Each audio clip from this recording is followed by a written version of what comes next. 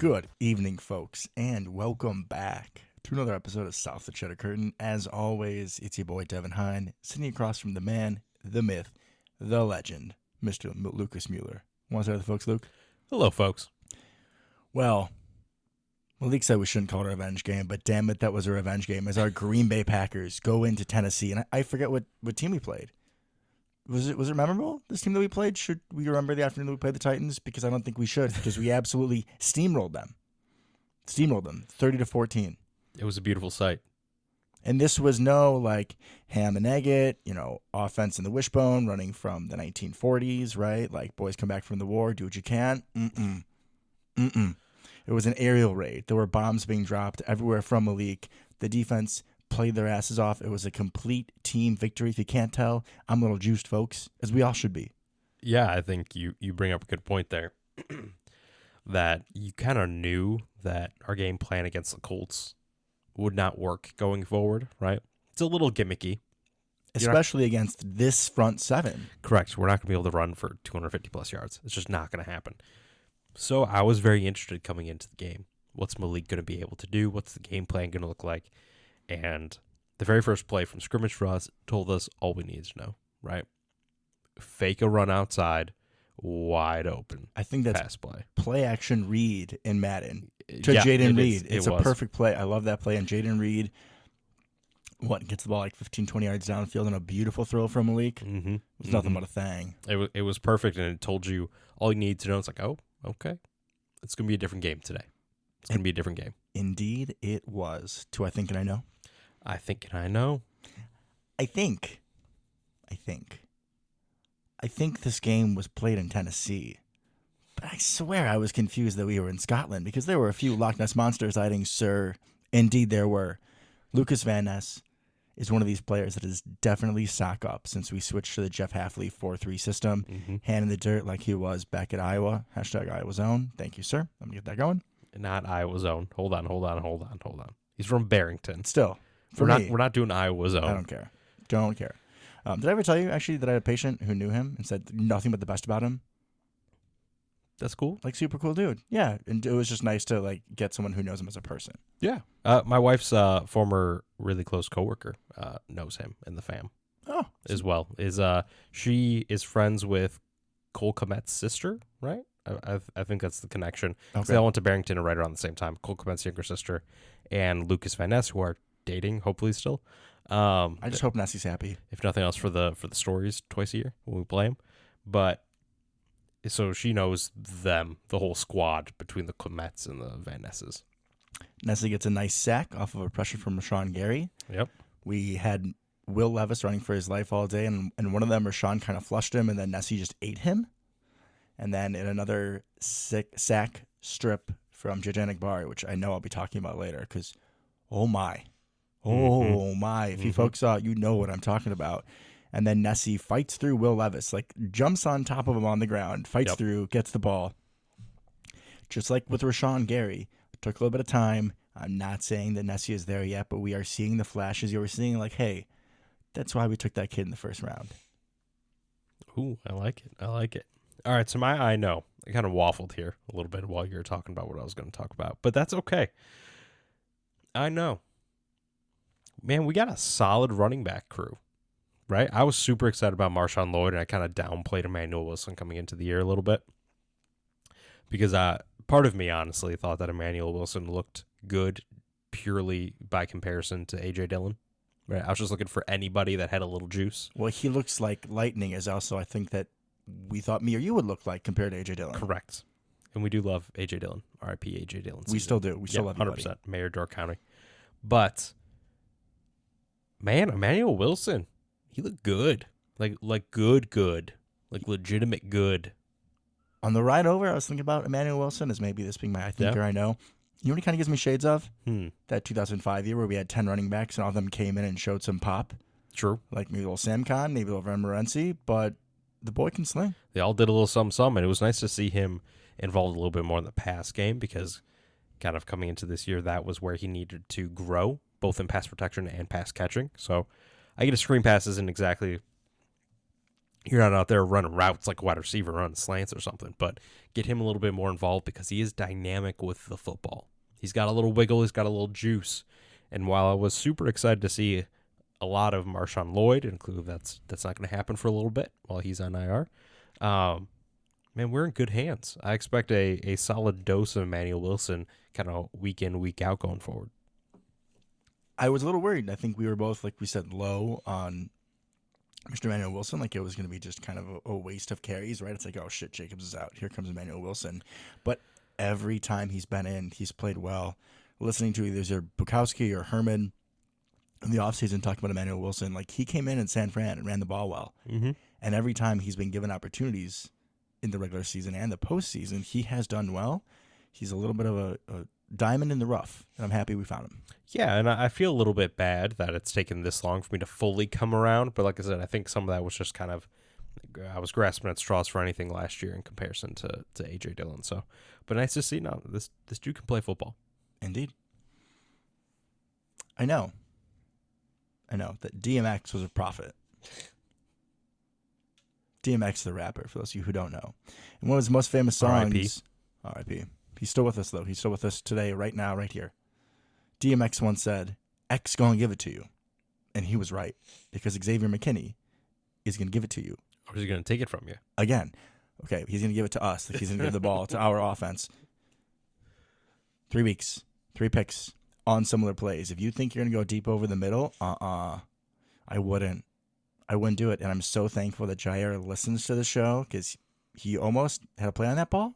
Yeah. He could have definitely had a little friendly fire, a little collateral damage there just from having good coverage and going for the ball himself. But Xavier McKinney, another game, another pick, being a leader on this defense. I mean, this is exactly what we hoped for, right? He is the glue that holds together this Jeff Hafley defense, this center fielder in the image of Nick Collins.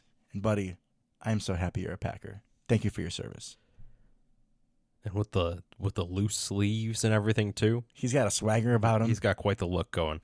And, hey, real quick. Wearing 29, I mean, you wearing that jersey. You wearing that jersey right after it was Razul God. You got something to prove, and choo-choo, I'm aboard the Xavier train. Call me the conductor. He's better than Rasul already. All right, Luke's doing the show by himself. I mean, no, maybe not a hot take. That's fair. Real quick, right? There's some stats that I've heard this week, which I'm not going to get into too nitty gritty, but basically they kind of explain the yardages given up by coverage players and all that kind of stuff. Right, is the simplest way to understand it. And so far, Xavier has given up 0 yards in coverage, 0, and 3 interceptions. So he is at the moment, by advanced statistics, the most valuable safety in the league and double the value of the second most valuable safety in the league. So incredible. And I saw he was in on, and we've talked about the coverage the last couple of weeks, right? 'Cause he's 3 for 3. At this rate, he's going to have 17 interceptions, which would be hilarious, but it's not going to happen. You're right, Lucas. He's not going to have 17. He's going to have like 2021. He's just warming up. That would be amazing. MVP season coming for X. That'd be cool. For DMX. Cool. Do it. Got to do it for him. R.I.P. You just made a dad joke. Thank you, sir. But just really excited about everything he's bringing, because he also had a couple nice plays in run support or off screen plays too, which is good that he's not purely a coverage guy. He can mix it up a little bit in the box. Do I want him up there all the time? Absolutely not. No, we need you, Xavier. Yeah, I need you back there playing center field, but really impressive what he's brought to the table, and 100% the best safety we've had by miles since Nick Collins. Thank you. You're up, guy. I'm not going to cut you short this week. Oh, boy. Okay, well, there's a couple different directions I want to go with this, but I think trepidation. I think we're going to be okay at kicker. I think we're going to be okay. So we talk about confidence, right?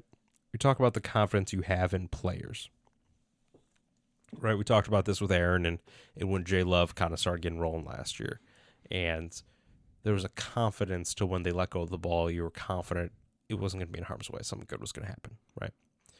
Never once did I have confidence in Anders at all. Anytime he kicked the ball, it looked like it just barely was going to make it through, right? Even on extra points. While the old Narv dog did technically, I mean, he didn't technically miss. He missed a kick, but it didn't count.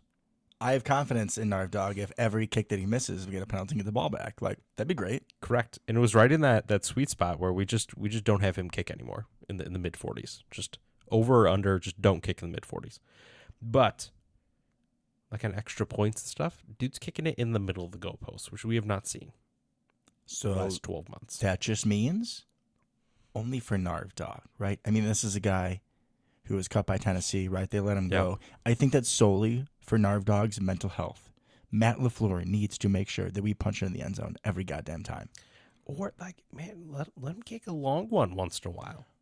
Or just score touchdowns on every drive. Just nothing but XPs. And I appreciate that because he has been rock solid straight down the middle on all our extra points.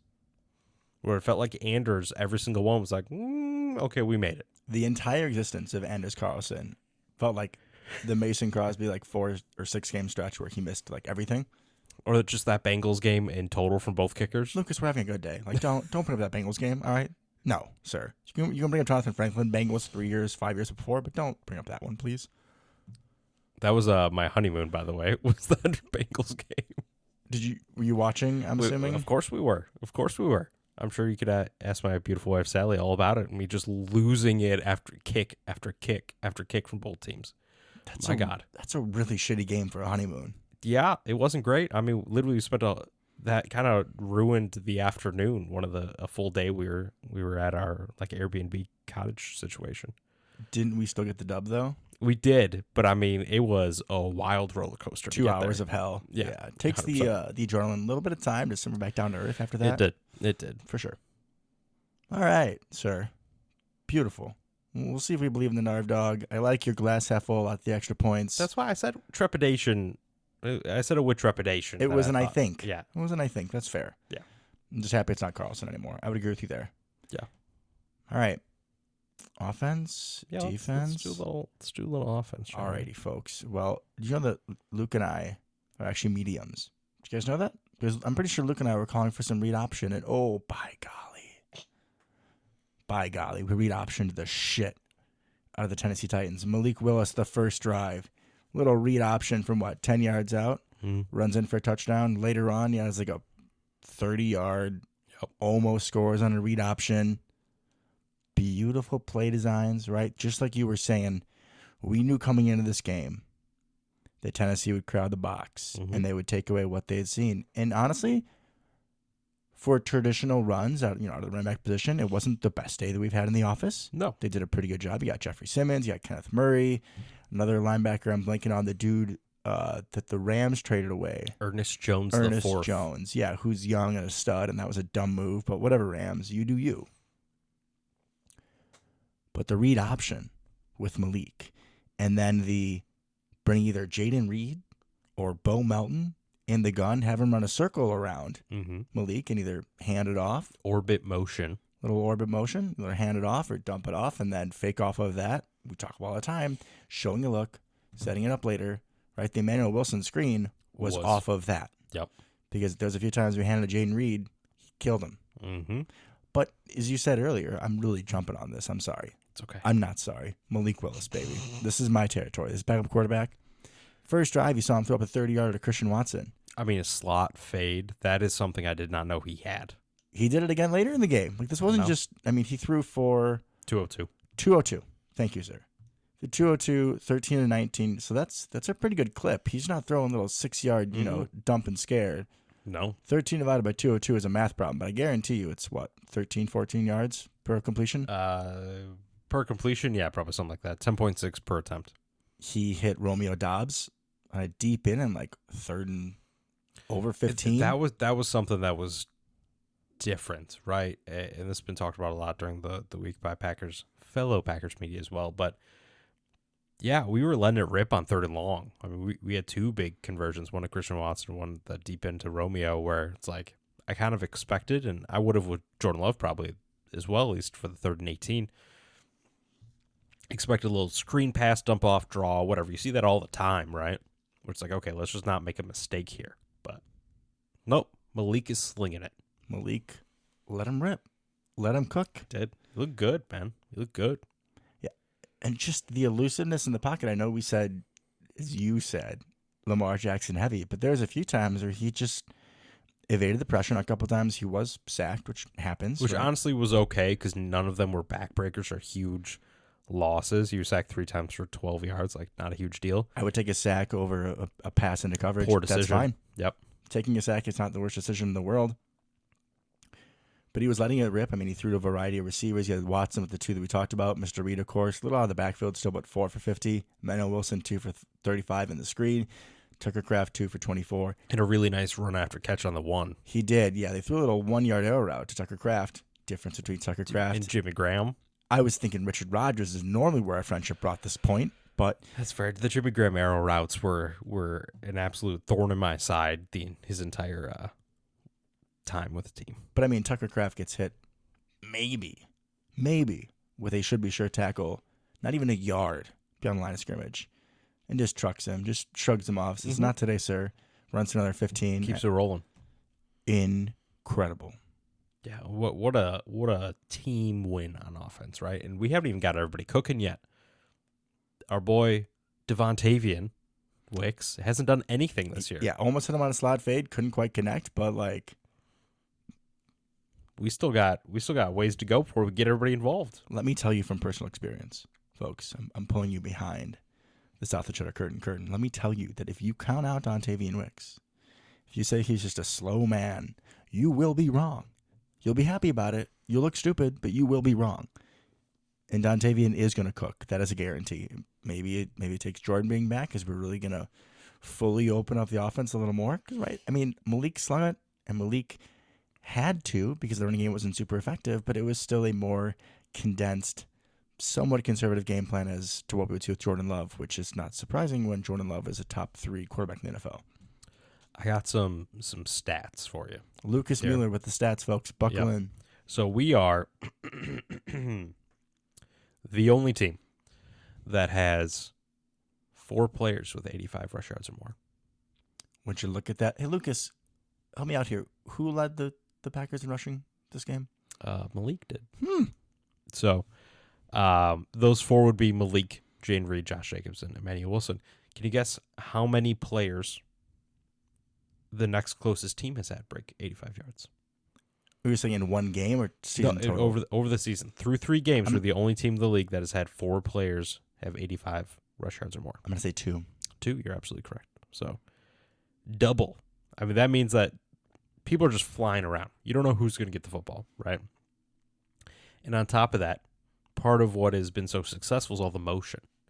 And for the first time in a while, Mike McDaniel has been dethroned as the king of motion. We are leading the league in motion. Now that Aaron's gone. Snaps. Now that Aaron's gone, I mean, we're opening it up. Honestly, we are. And with Malik, you want as much motion as possible because it can, most of the time, will help you determine and pre-read coverages, right? Like you could tell, it was pretty obvious on the broadcast when you start seeing people run back and forth. I'm like, okay, they're in man coverage. You know what's coming. That helps Malik a lot. It helps any quarterback, yeah, but especially someone like Malik. Especially someone that's a little newer to the offense and could use a little extra help. You want to put them in a position to succeed, and that's why you see so much of this motion in all the Shanahan offenses, which are deemed quarterback friendly. But speaking about motion, I just want to throw on that first Malik touchdown. They threw Jaden Reed in motion, lead block. Him and Tucker Kraft paved the way for glory. The blocking is something we're gonna talk about at this point every single week. Like phenomenal. Tucker Kraft had a couple of really nice blocks again. Jaden Reed getting involved, right? Even though he's not the biggest guy, he's throwing his body around, getting in the way. He's a dog. He don't care. Absolutely love it. The run game could not be as effective for Malik, for Emmanuel, for Josh Jacobs, for Jaden Reed, whoever, if everyone wasn't throwing their body in the way. Yeah. Right? I mean, just everyone willing to give it whatever it takes.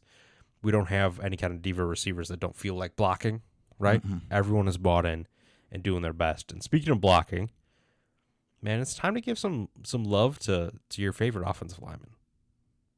Josh Myers is doing a phenomenal job. I think we found something he's good at. It's not necessarily normal power or pass protection, But blocking in space, when we start pulling centers and doing some weird stuff, and he ends up kind of out on the edge, he's doing a really nice job. Really nice job. Okay, he's not Royce Newman. I don't despise him that much, but yes, I mean, I need to, as anybody does, you need to have your affairs in order, right? Just in case something happens to you. Being a nurse, I'm a little morbid, right? Because you death all the time. So yeah, I need to know who my pallbearers are at all times. I don't think that's an unrealistic expectation given my life situation. But yeah, Josh Myers has looked significantly better this season. A lot better. I think that, maybe the play that will summarize his season was him puking on the ball and still having a hell of a pass block.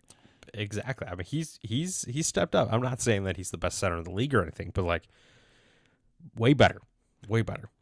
Do not put us in a position where when we're going into next season's in the off season, after our season goes into February and we're exhausted but happy after our Super Bowl win. Don't put us going into that draft picking at slot 32. Saying, hey, is center somewhere we need to upgrade? That's all I want from Josh Myers. Just be solid.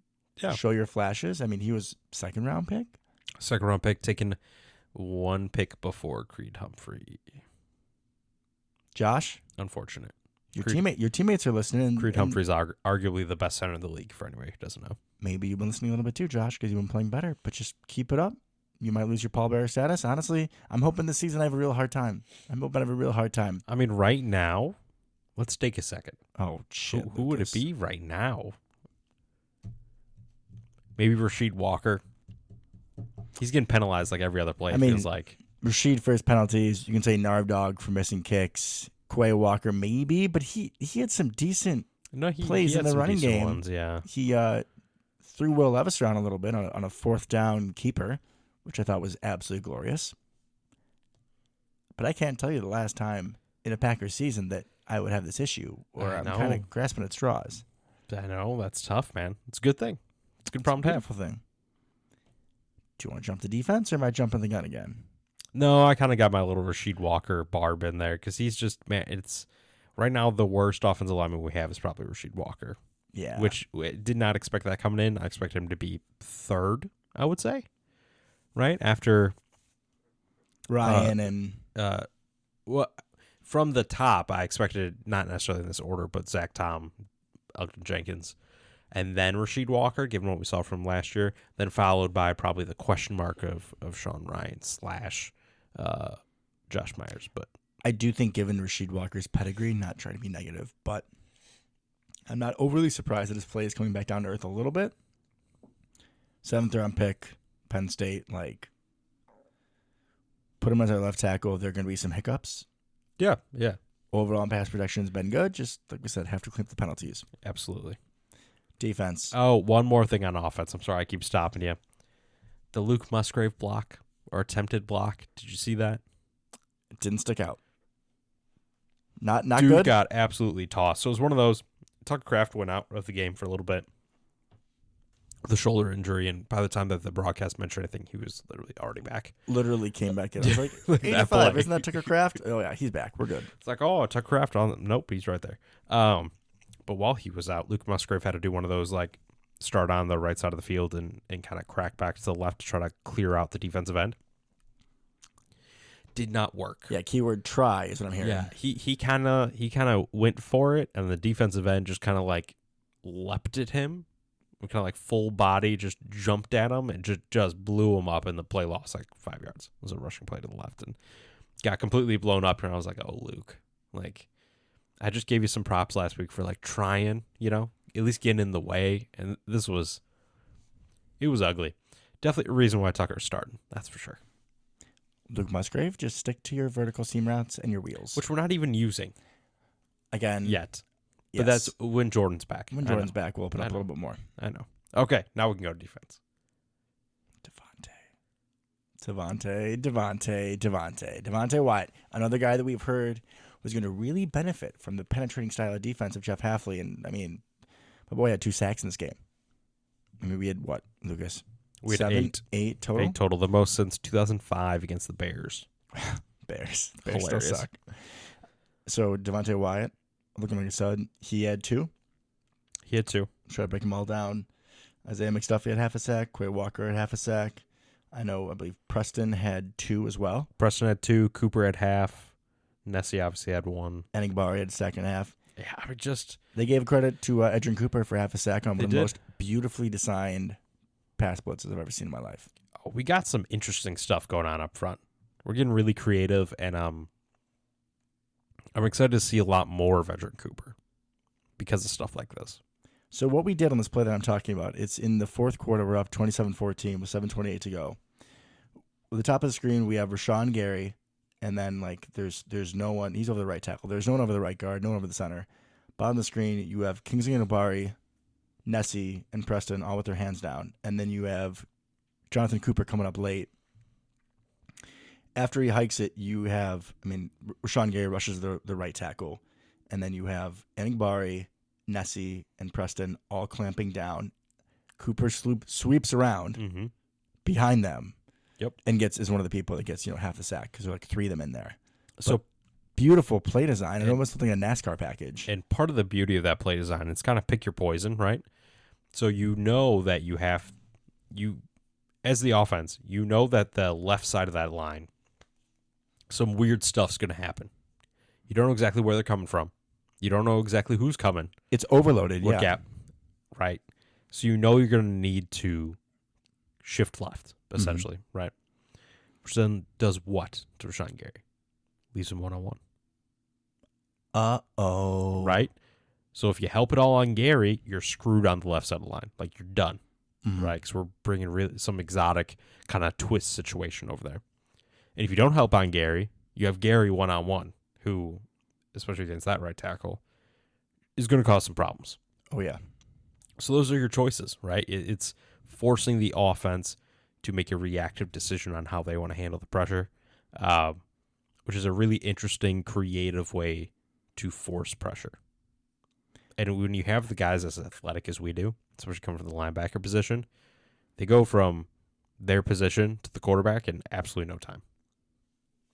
It was nice to see a little creativity out of Hafley's system. I've really liked what I've seen so far, but in his introductory press conferences, I don't think he quite went to the point of saying that his defense was meat and potatoes, but it's like, we line up, and this is what we're going to do. We're going to do it very well.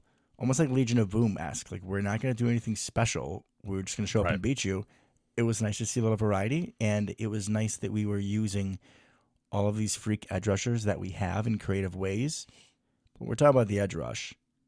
My God. Honestly, I cannot think of a sack that was more enjoyable for me than the Titans are deep in our territory. I think they're right on the cusp of the red zone. I believe it was 24-10, 27-10. Like, something like that. If the Titans score here, this is the third quarter. Like, it's still a game. Right. Things get a little interesting then.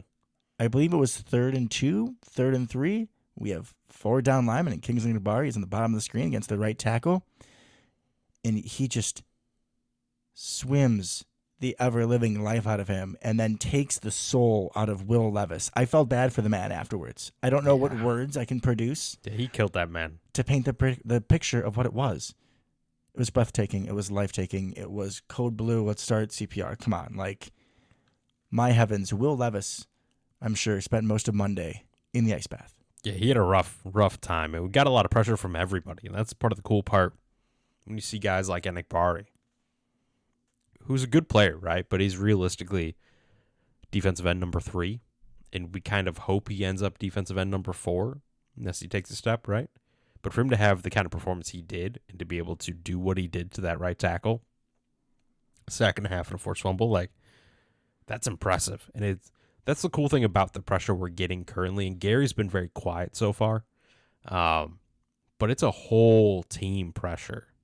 And if anything, it's almost coming more so from the interior than it is the outside, that's a problem for offenses. That's the last place you want pressures coming straight up the middle. And that's how sacks like Van Ness happens, because he's going around the outside. The quarterback has to he can't step up in the pocket. Correct, so because there's pressure in his face. He's moving around, and then Nessie just comes like unblocked because he can just peel off based on where the quarterback's position is. You're right, Lucas. Right up the middle is the absolute worst place to get pressure. And the fact that it was Devontae Wyatt, not Kenny Clark, having the 2 sacks, like, shout out to you, my guy. This is someone who we drafted in the first round. Kind of like Quay Walker, has been some question marks, has been inconsistent play. I've been on his train. Beautiful to see the production. And if he keeps balling, I mean, that is huge for this defense. Oh, absolutely huge. And we kind of knew coming in, right, and you said this earlier, that he should benefit from this scheme change. It's much more attacking. It's much more split your gap, just get into the backfield. Far less gap control like it was last year, where it's more just like stand your ground type of thing. That's what Devontae Wyatt is. He's a little undersized, but he can use that speed and strength to get through the line. And we're seeing that, and it's really cool to see. And Kenny's also been a little quiet. So I think that's part of the coolest part for me on this defense, is we're getting all these pressures, all these sacks, and a lot of it is also due to good coverage. Some of these were coverage sacks, without a doubt, right? But there's still 2 big players that haven't really turned it on yet. Can you imagine what this front is going to look like when Kenny starts feeling it? When Rashawn Gary becomes a little bit more dominant again? Both of them are off to slow starts, and some of that may be partially by design, like that blitz package you just brought up, right? It's kind of designed to get Gary or everybody else involved. Probably not both at the same time. Kind of felt from like it was Cooper, honestly, on that late delay, like let the 3 guys at the bottom of the screen eat up and confuse and then open up a gap, and that's exactly what happened. But then Rashawn Gary did meet at the quarterback. Correct. And he had a lot of that where he was just like a split second late, but he got there, or he was the second or third guy there type of thing. But if those 2 start feeling it a little bit, this defensive front's could be a problem. Let's back up a few yards and talk about the secondary. Ooh. How the hell is that Jair's first pick 6? Like, how is that possible? That doesn't feel right. Well, I think because he generally, and maybe I'm just colored by recent events, he's kind of dumb running the football back. What makes you say that, Lucas? The shades of Brazil? Definitely shades of Brazil, but I'm also just trying to think back where it's like he doesn't get a lot of picks where he is coming downhill on the outside quite like that. I can't remember. Jump balls, I feel like, for Jair. Jump balls or like deep tracking and stuff. You know what I mean? Yeah. The ball downfield where it's much harder to return. I mean, that pick 6, like, we could have run that thing in. When you're at a full sprint and everybody else is flat-footed, like, you're going to get there. He doesn't do a lot. He doesn't get a lot of picks like that. And also, he tries to get too cute, I think, on returns a lot of the time. He doesn't really get north-south. He'll just run around east-west a ton and then eventually fall down or get hit. So, which is interesting because I think he was a punt returner at Louisville. Sometimes just go towards the end zone, man. Like, you're athletic. Yeah, you're athletic. Just go run. So that is interesting, but that was also a beautiful play, right? You can see at the top, when you were watching the broadcast, at the top of the screen, Eric Stokes kind of bailed out a little bit because it was an all curls concept. So there were 5 wide, and they all ran a curl route right at the third down marker. But Stokes at the top of the screen, he kind of bailed out and gave cushion. Jair did not. I mean, he never backpedaled. He never did anything. He stood flat-footed, saw Levis go to release the ball, and then broke on the ball, which loved the aggression. And I think that's kind of the confidence we've been talking about a little bit, where when you know you have great safety help behind you, you can do that. You can be a little bit more aggressive because there's the potential that could get cleaned up on the back end. And you're talking about Jair having that confidence. Exactly. Lucas, who was the safety behind Jair? Traditionally, it'd be X. No, it wouldn't be. Well, probably Bullard. I don't know if we were in 2-man. Maybe. It depends on the safety alignment on that play. The usual safety alignment is that it would be Bullard back there. True. Go back and watch the film. But Bullard also, I mean, he's felt like he has been solid, steady, not a whole lot of sexy plays, but he's been punishing in the run. He seems to always be there in the passing game as well. There were a couple times, I believe on the first drive, the Titans scored a touchdown on, where he almost had a pick. Like he's been where we need him to be. The picks will come. Yeah, I think the not hearing your name as a rookie safety when you play basically every play is not a bad thing. No. Necessarily, because you're not screwing up. You're in the right spot. You're doing what you're supposed to do. You're not blowing coverages. We don't see any of that. Quarterback looking at the safety where they're both just kind of like, oh, it was your fault, man. No, it was your fault. We're not seeing that this year. No. Which is awesome. So, yeah, I mean, him just being kind of steady Eddie back there, and the big plays will absolutely come. I think we've blitzed through this game, but I mean, it was a glorious glorious festival. There wasn't a whole lot for me to complain about. No, I mean it was kind of straightforward. We're better than them at everything, pretty much. Yeah, and even the drives that they got a little something moving. I mean, they still have DeAndre Hopkins is kind of turning into a little bit of a timeless wonder after thinking he was a meme. Like he just kind of manned up on Stokes on that touchdown throw. It's like, what are you gonna do? Stokes is in perfect position, just got out muscled by DeAndre Hopkins, who's made a living doing that. Yeah, I was still happy with Stokes in that game. I got nothing bad to say about him. No, I thought he played well. He had a really nice. He came up on a screenplay, I think, kind of blew it up, that was really good to see. Oh, yeah, and he was... That's not something... He was jacked about it. Yeah, back in the day, remember, we would always tease him for, like, how terrible his tackling form was? Yes, 100%. It was him and somebody else, him and Savage, Chicken Wings, the Chicken Wing brothers. Yeah. But, I mean, he brought the wood a little bit there. I was like, ooh, that's a little different from you, Stokesy. Eric, I'm stoked to see that. Good for you, my guy. That. Especially with Valentine out, it was nice that he had a good game. Yeah. It'll be nice to hopefully have Valentine back next week for options for coverage. Yeah, especially depending on who ends up playing, yeah. Do we go to next week? Let's go to next week. Vikings. This is a lot harder than I think we all anticipated. I don't know, man. I don't know. There's just something about Sam Darnold. I'm just waiting for him to come back to earth. I did not watch any of the highlights from their game against the Texans. You see that? Yeah, Texans. It sounded like it was they had like three dudes on defense who were everywhere. Metellus, Van Ginkel, and then Blake Cashman. They just seem like they're Blake Cashman, okay. everywhere. Blake Cashman, a little bit of a revenge game for him coming over from the Texans. When I mean on offense, you got Jordan Addison, Justin Jefferson. We know that guy. Jordan Addison's been hurt. We'll see if he comes back for this game. Currently questionable. Jalen Naylor's been stepping up nicely for Mr. Addison. He's been stepping up in his absence. Hawkinson, Aaron Jones, unfortunately, still looks good over there.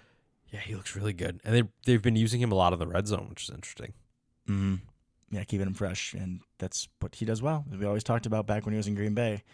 Oh, it's so sad to say that, you would really think that A.J. Dillon would be the power back, but Aaron Jones, just get him towards the goal line and let him use that patience and that quickness to just get his way through a hole. And he was one of our most productive red zone players for his entire tenure. He would just find the open spot. Yeah. Right. And sometimes when you get into a goal line or a red zone situation, when the field gets condensed and there's more bodies in a smaller space, you just need to find the hole. You don't necessarily need to battering ram through somebody. Mm-hmm. You just need to find the open space. And he was incredible at that. A little nervous for this one with how much Brian Flores' defense has been cooking up. I know last year, the second time we played him, got the better of him. Granted, Kirk Cousins was out at that point. We'll see what he dials up. Hopefully, Jordan Love is back. Hopefully, there's no rust. We're going to find out. We don't know what the mobility is going to look like.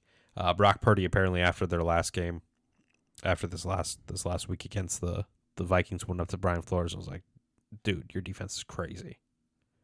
I don't love that. Well, Brock Purdy's also 12, so Yeah, but he's won against some pretty good defenses. And ours. He went to Iowa State. He beat us in the playoff. I got no respect. I got nothing for him. Fair enough. So we'll see. Brian Flores definitely a master on that side of the football. Terrible head coach, really good DC. So that'll be super interesting. We got the Darnold Renaissance. I mean, is he going to turn back into a pumpkin? Is this the week? Hopefully. He's due. He's due for that pumpkin vibe. Or is he just is this kind of a bigger version of Malik, man? Did he just find a coach and a team that finally believed in him enough and could put him in the right system? Lucas Mueller, you stop the show and you go wash your mouth out with soap, young man. A bigger version of Malik. There is no bigger version of Malik. Sam Darnold's leading the league in touchdowns right now. If Malik played week 1, he would too. He would not lead the league in touchdown passes. No. I don't know who said it. I don't know if it was Herman or Bukowski, but one of the guys this week was like, I mean, shit, looking back on it, aren't you now surprised that Malik didn't get the Hail Mary off for the touchdown? With how he's been playing? Yeah, a little bit. It's that damn field, man. That was the only time he actually looked like the Malik Willis that I remembered. I never want to play in Brazil again. Honestly, after that game, to be clear, I've never had any desire to go to Brazil, but now I really have no desire to ever go to Brazil. I could win a free vacation somehow in a sweepstakes that I don't play. On vacation to Brazil, wouldn't go. That's pretty harsh. I keep it real. That's pretty harsh. Hurt my boys? I pass on you. It's just going to be tough. We have, obviously, another beautiful matchup, and this should be really interesting. Jair versus Jefferson in the new defense. Oh, boy. I mean, we let him cook on him last time. We did. There's no doubt.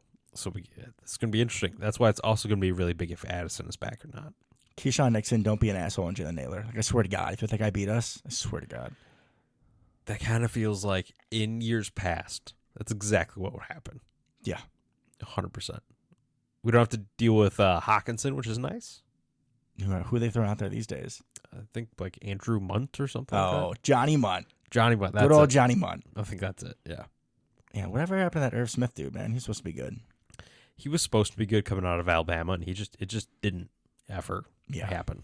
Just never happened. Sorry for you, Irv. Who do they got on defense nowadays? They got the corpse of Harrison Smith back there So playing. you got Harrison Smith, you got Josh Metellus, who's everywhere. You got Cashman, who's everywhere. Yeah. You got Van Ginkel, who is somehow everywhere, despite having hair like Clay Matthews, which, like, for Clay Matthews that worked, but anyone else, I'm a little sus, to be honest. I mean, Van Ginkel's pretty good though. Van Ginkel is pretty good. He's You pretty got Dallas Turner for some Dallas rusher Turner, and they ended up with Greenlaw, right? Or not Greenlaw, Grenard from the 'cause Texans. They basically traded, Daniil Hunter and Grenard. So that's some real pass rush Who there. do they have a corner these days? I think Sully's still in the slot. I believe you are correct. I don't think Andrew Booth is there anymore. See if we can find out. Xavier Rhodes is RIP. Long No, just gone. retired. Yeah, not actually dead. To be fair. Okay, we're bringing it up right now. Let's find some depth chart here, shall we? We got defensive line. We got Jerry Tillery, Harrison Phillips, Former Jonathan Ballard, Jonathan Grenard. That's kind of confusing. Okay, I thought you were going to say you struggled with that name a lot this show, buddy. Ivan Pace, Blake Cashman, Andrew Van Ginkel, Stephon Gilmore. Oh. What did you say, Lucas? Stephon Gilmore. Did we mention something earlier about Dontavian Wicks? We did. Do you remember that name, Stephon Gilmore? Do you remember Dontavian Wicks? Listen, buddy. I'm not still in Buffalo. You're not still my CB1 in nursing school. Okay, you're going to get cooked, sir. Again. Harrison Smith, Cameron Bynum, and then Shaquille Griffin. Shaquille Griffin, brother of one arm. Whatever Griffin his name was, who edge rushed for the Seahawks. It was also Shaq something. It was It was Shaquille and I don't know. That's why I said it.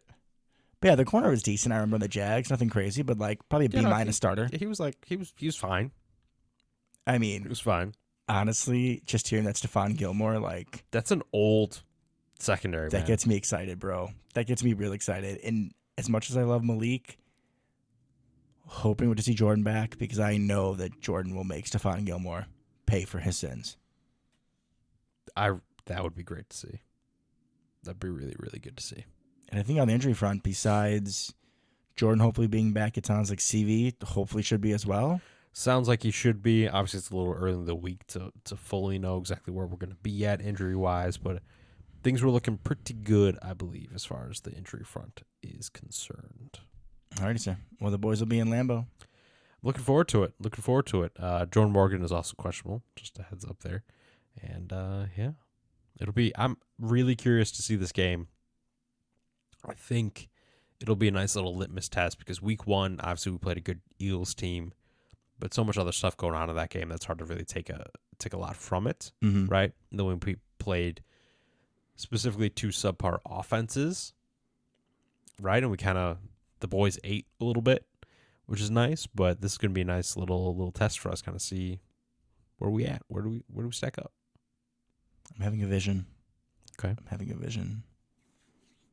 And I'm seeing a pick 6 for Eric Stokes. Ooh, spicy back-to-back weeks for pick 6s. Okay. All right. Okay. Score. Do you have a score you think we're going to end up with? Assuming Jordan plays. You talk about confidence. I don't really have it in this little detail here in this prediction, but I'm going to do it for you and your glass half full. And the fact that we're at 44 minutes, I'm going to say 27-24, Narv dog, 40-something yarder. Good night, folks. Ooh, I love it. My player-specific thing will be Aaron Jones fumble. Bye. Let's do Coop. Let's do a little edge coop. I like that. I like that a lot. We're That- covered by Eric Wilson. And that's pretty hard to do, given that those two probably won't be on the field together, Cooper and Wilson, very much. But that's okay. That's why it's and extra spicy. I'm gonna go, man. I'm gonna go. It's maybe it's a little bit of a shootout. I'm thinking 34-27. Us, obviously. Just making sure, I've bro. got to pick us every single week. I mean, I'm pretty sure you didn't think we'd, go undefeated with Malik, but no one's I didn't. perfect. I didn't. I kept picking us, but at the start of that, I definitely would not have said we got 2-0. And Malik, we trust. And Malik, we trust. Alrighty, folks. Until next time. Go Paco. Go Pecco.